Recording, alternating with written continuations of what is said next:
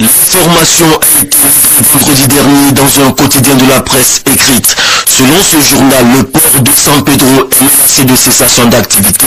La raison, des violentes agitations de la mer ont causé d'énormes dégâts sur les digues du port.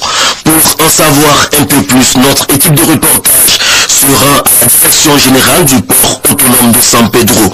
Les premières explications sur l'incident sont données par le service communication de la structure. Sur cette cartographie, l'on peut identifier les digues du port qui ont subi la fureur des vagues. Appelées communément GTS et GTOS, elles protègent les installations portuaires des fortes agitations de la marée, sécurisant ainsi les navires dans leurs manœuvres. Le directeur général du port autonome de San Pedro, Marcel Lamizana hier, dévoile les circonstances du sinistre.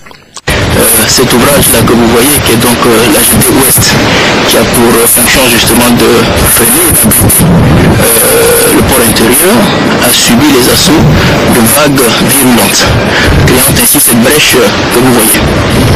Donc c'est un phénomène, je dirais, cyclique qui se produit.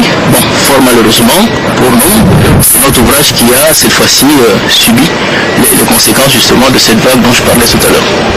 Le directeur général du port autonome de San Pedro et ses plus proches collaborateurs sont à pied d'œuvre pour la réhabilitation de la GT Ouest endommagée dans la nuit du dimanche au lundi 29 août dernier.